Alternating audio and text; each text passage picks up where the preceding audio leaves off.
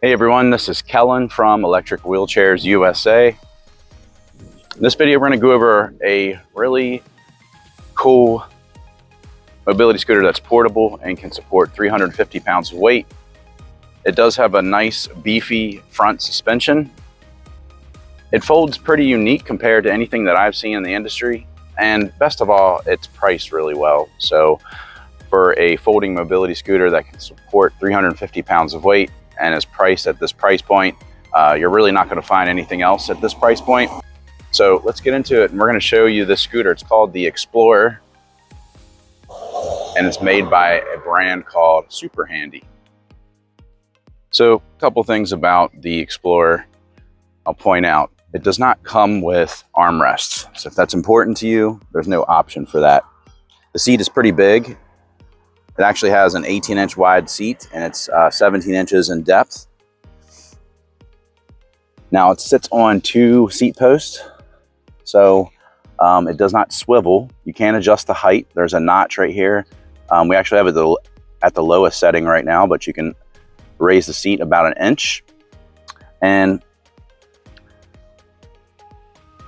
it does fold down. And as far as transporting it, what you have to do is remove the seat, and then the tiller folds down. You can actually fold this part of the scooter. It kind of you take this pin out right here, and then this folds up to make it a little shorter in length. Now on the back of the scooter, you'll notice that you have a battery here, and you have another battery here. So it comes standard with 2 batteries, and that's all of these SuperHandy mobility scooters and folding electric wheelchairs or power chairs. They have about 10 in total, and they all come with 2 48-volt, 2 amp hour lithium batteries. Combined between the 2 batteries, it is a 10-mile battery range. So 1 battery gets 5 miles, but you can purchase additional batteries. And with the additional batteries, they're 4 amp hours, so you get a 10-mile range on those. You can purchase as many of those as you want. And because they're so compact, you can take them with you. So you can put multiple in this front basket. You have another storage area right here, so you can put several in here too. We've had a few customers purchase a few different a few additional batteries just to give you more range. So, you can extend the range pretty far. Charging time is pretty short too. So this is where you actually charge the battery right in here. The charger connects in there. Charging time just a couple hours, like 1 or 2 hours. I think that's what the manual says. Now, this is the battery that's powering the unit, and this is just like a backup battery. So once this runs out, then you can swap out to this one. When you first get the scooter, there's a little bit of assembly. It's not too bad, but you do need some tools. So what I had to do is, I'll pull this off and show you. So one of the things you have to do is on the seat, this metal bracket here, this is not on.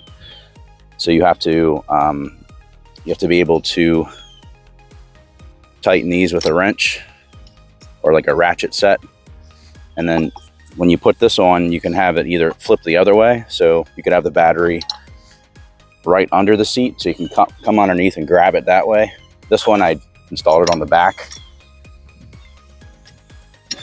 Also at the seat, you can see that these are little like D pins.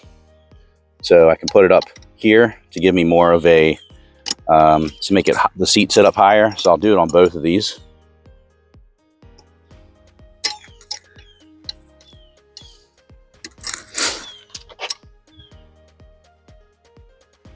And as far as where you put these seat posts into the scooter, you can see there's a little like divot here. And because I have these pins in here, it just slides down right into here, just like this. That's how you put the seat on. And then these clamps, you use these to just give you additional security to clamp them into place.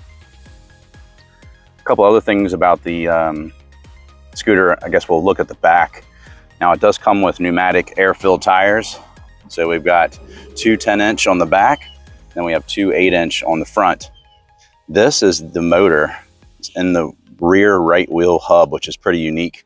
So if I show you on the other side, you'll notice that there's nothing here, just like a rim. So motors here, it's pretty discreet. One thing that's very important to note about the scooter is that there are no electromagnetic brakes. So with a lot of mobility scooters, when you let off the throttle, the brakes will automatically engage, but in this scooter, they're not going to. So when you let off the throttle on this, it's going to continue to coast until you use the handbrake. So you have to have the dexterity in your hands to grip this to brake. And then these are the disc brakes on the back. So this is where the brakes actually pinch here, and it'll pinch these discs. That's how you stop. Also, the scooter does not come with a key. So to turn it on, you have to just power it on by holding this button down. You hold it down for about 1 to 2 seconds and you'll see it turn on. Here's your battery life. So you can see we're fully charged. Got 4 bars. And then there's different speed settings. So there's drive 1, which is D1. D2 would be where you get your top speed. It's listed at 6.2 miles per hour. And then here's reverse. So to accelerate, you just press this thumb throttle, just like that. On the left side, you got a horn, and then you have a headlight. So if I press this in, the headlight is right underneath this front basket, which is kind of hard to see. I feel like if you're going to drive this at night, you might want to remove this basket, or if you need it, I had to install this light, easy to install. So you can see I have it. There's a screw on the side. So I had to take this off and then hook this part of the light on. I think you could probably flip it upside down. It would give you more room, or the basket's not going to get in the way. Or you could even take this piece off and you could put the light right down here. I think you could do that too. So I might have put the light on, but a couple different options. So I'll turn that light off. Now there is a parking brake. So when I squeeze this handbrake, I have to press this in, and now the scooter is not going to move. If I don't do that and I release this, the scooter is going to just continue to roll.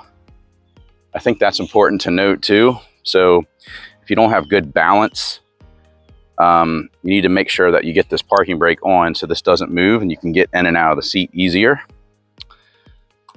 or more easily, I should say. Now, as far as the tiller, it is adjustable in height. So we got a little clamp here. I can push this down or pull this up. And then it is also adjustable right here with this knob. This is pretty standard on a lot of mobility scooters. You'll see this type of adjustment. So you can get the tiller kind of to a nice, comfortable position. Unfortunately, the seat doesn't adjust, doesn't swivel. It doesn't slide forward or backwards, so you have to keep that in mind. But I think the price point really makes up for it. Another unique thing about it is it has this really nice front suspension, and it's actually adjustable, so you can make it more loose or more tense. So you can see the give it has. I'll just demonstrate. So it absorbs bumps really well. I haven't seen a suspension on a portable mobility scooter like this before. So I think that's pretty unique. No suspension on the back. Another thing that's really unique about it is it has a super high ground clearance. I've actually measured this. It's a little over 6 inches from the ground to here. Now the ground clearance on the back, you got this bar here, so it sits a little lower. So it's about 3 inches here. And then on the front, that front suspension sits a little lower, so the ground clearance isn't quite as good here, but here on the back, or here in the middle, I'm sorry, it's pretty high. I think that's something else to keep in mind as far as like if you have balance issues, you need to make sure you're able to get on and off of this, lift your leg up. And that's in addition to making sure the parking brake is on when you get on and off the scooter. So I don't have a vehicle here with me to show you what it'd be like to disassemble and put in a vehicle, but I'll just demonstrate real quick. So I already showed you how to take the seat off, but you loosen these clamps. I'll just do it again. Fold the seat back down and pulls right out. So it's pretty simple. Now from here, you could fold the tiller flat and then lock it into place. When you do this, you can lift it up from here, and let me take the parking brake off. So when you take the parking brake off, you can wheel it behind you. You can grab it from here and just kind of wheel it behind you. When the seat is removed, it weighs a little under 50 pounds. You can even make it more compact. So that's probably the simple thing to do if you were going to transport this. Take the seat off and then fold the tiller down, but you have this extra additional step that you can do. And you'll notice there's another one of these little D pins. So this just shortens the length of the scooter, but I can take this out.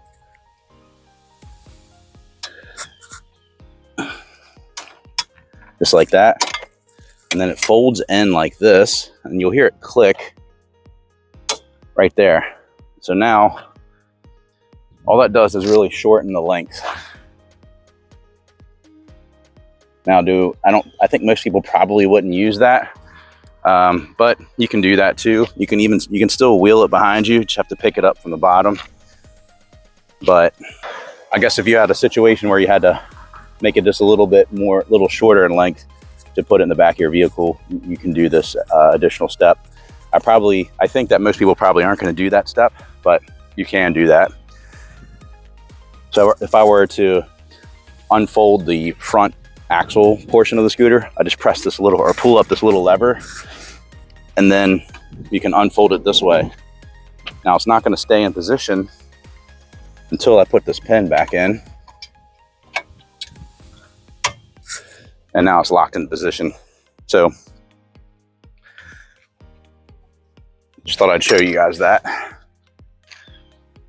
So we just started selling this brand, SuperHandy, probably about 3 or 4 months ago. It's been doing pretty well for us, but there has not been any issues in regards to the warranty. No one's called to say they've had issues with the scooter, so we've had good experience with that, and they've been very responsive. So we have our own personal rep with SuperHandy, so when we have questions, we just reach out to her, and she's been super responsive. So I know if there is an issue, it's going to be taken care of. They've been really great to work with so far. Would you like a free mobility scooter? We're actually giving one away. All you need to do is subscribe to our YouTube channel and then also comment on any video. And once you've done those 2 things, you'll be entered into the drawing for our next scooter giveaway. We are doing this monthly, and we will announce the winner on social media. So what do you have to lose? So here's a slight incline. I'm going to go up this and see how this does. I don't really know what the incline rating is on this. It's doing just fine on this. Obviously with the front suspension, you know, you can take it off-road. I would probably make sure the grass is not too crazy as far as the terrain, but it seems to work fine in the grass too. So I'll even kind of take it off-road here into this grass just to show you. I think one of the benefits of having a high ground clearance is you can handle different terrains than you otherwise would be able to. But I think, so like this hill right here, it's a little hill. Let's see if we can go up this hill. Let's try it out. I don't have anything to measure what the incline rating is on this, but I think this will be a good test. If I were to guess, I would say it's probably 10 to 15 degrees. And again, I don't know what the incline rating is, so it's hard to gauge what that is on the scooter, but let's see if we can get up this. So it's not going up that. And remember, it's just going to coast backwards, so you have to be able to have that dexterity in your hands to brake. I think you're going to find that it's probably best to use this on more level terrain. You're not going to want to use that on a hill like that. So if you do live if you have a big hill in your area or that you would use the scooter on, I would probably be cautious and maybe get something else, but I like it. I think it's pretty cool. I like to show this on a lot of the videos that I make just to get like a point of reference. So weight capacity of this is 350, which I already mentioned. So I'm about 235 and I'm 6'4" in height. So I just like to show this to show people what I look like on this. So I think it fits fine. I could probably adjust the tiller towards me a little bit. I've got the handlebars extended all the way out. I don't think they can go out or extended all the way up. So yeah, that's the highest height that we can get. But, you know, pretty comfortable for me. I think it's fine. And I would say, you know, even if you're a little bit taller than me, you should be fine on this scooter. Hey, just wanted to interrupt real quick. We do have a catalog of all of our top sellers. It's not all of our products, but a lot of our top selling products. And if you'd like a copy of this, all you need to do is call us, provide your information, and it takes about 10 days to get to you. Or alternatively, you can just go to the top of our website, click on free catalog, fill out your information, and we'll get it submitted. Now back to the video. I envision this scooter being good for someone that maybe needs a scooter and they broke their leg, or maybe they just need something to kind of get around, like to go places. Something they can put in the back of their vehicle and you know, use it in the store, or use it at if they're going to go to like Disney World. I like the fact that you can buy the additional batteries to give yourself like a long range, but really 10 miles between the two batteries that it comes with, I think that's plenty from my experience. Like, people think 10 miles is not a long time, but it's a lot longer than you think.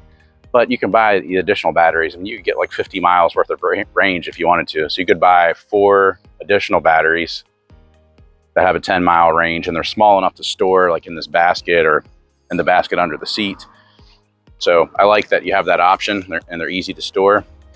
Also, if you notice, the batteries, they are interchangeable between all the mobility devices with SuperHandy, and they're also, you can use them on, so SuperHandy sells, they first got into using like power tools and like electric with leaf blowers and things like that, and the batteries work on those too, which is pretty cool.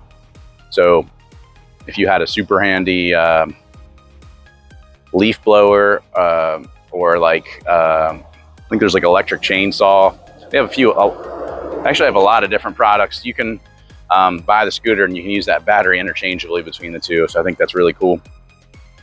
I'll show you this too. I think we're going downhill on this. So if you notice, I'm not using the throttle, so it's going to keep coasting until I use the handbrake.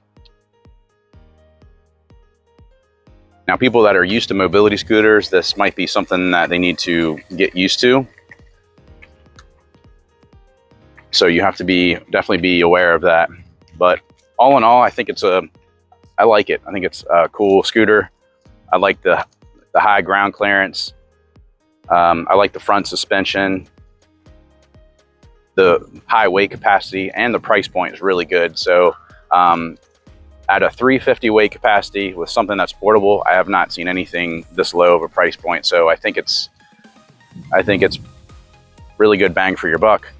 So if you're looking for mobility, just to get around, this is an awesome choice. If you have any questions about the Explorer or any of SuperHandy's products, give us a call. We're open every day. Our phone number is 1-800-682-9444, or you can just visit us at electricwheelchairsusa.com. We'd love to earn your business. Thanks a lot for watching, and you guys have an awesome day.